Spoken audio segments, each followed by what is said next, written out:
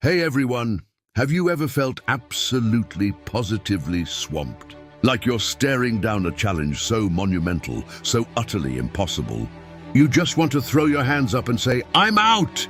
Well, get ready, because that's exactly the cliffhanger an entire nation faced way back when. Picture this.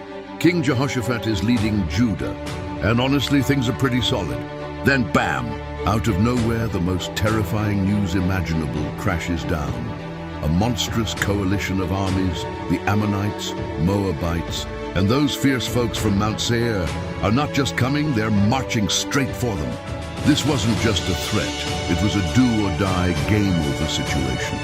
Judah was ridiculously outnumbered, hopelessly outmatched, staring down total annihilation.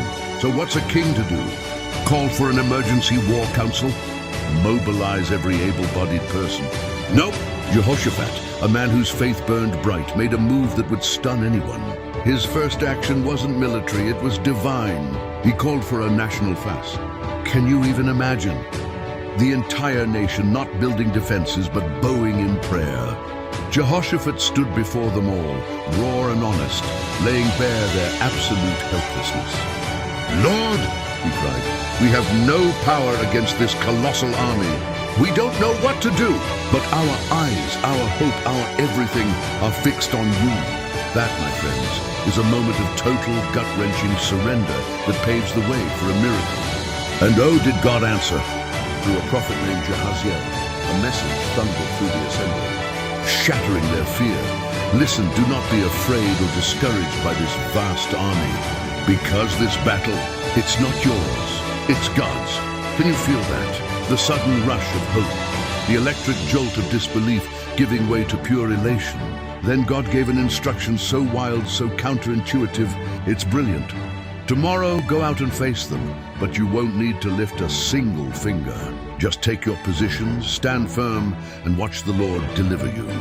Stand firm when an army of doom is hurtling toward you. It sounds like madness, right? But Jehoshaphat, with an unshakable faith, said yes. So the very next morning, guess who leads the charge? Not the mightiest warriors. No, Jehoshaphat put the choir, the worshippers, right at the very front. These weren't soldiers swinging swords. These were singers, their voices rising in glorious praise as they marched straight into what looked like certain death. Give thanks to the Lord, for his faithful love endures forever. They sang, their powerful hymns echoing across the desert. And then something absolutely jaw-dropping, mind-blowing, miraculous happened. As those voices soared, as their praises rang out, God himself stepped in. He threw the enemy armies into utter confusion, a complete and total misunderstanding. The Ammonites and Moabites, in their chaotic frenzy, turned on the men from Mount Seir and completely annihilated them. Then, get this, they turned on each other, wiping out their own ranks.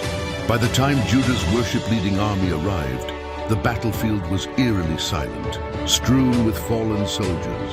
Not a single enemy remained. They didn't have to fight. God fought the battle for them.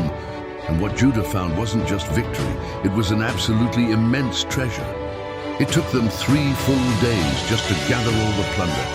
On the 4th day, they gathered in a place they joyfully named the Valley of Barakah, the Valley of Blessing, and gave thunderous thanks to God for his utterly incredible deliverance.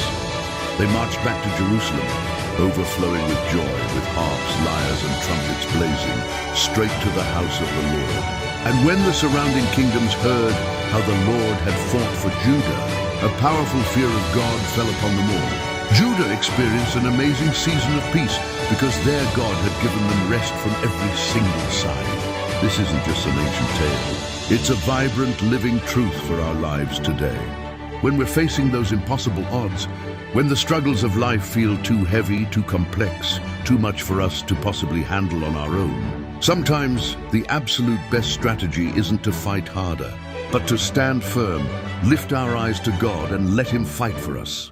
Our role isn't always to wield a weapon, but to trust, to praise, and to remember that some battles are God's alone.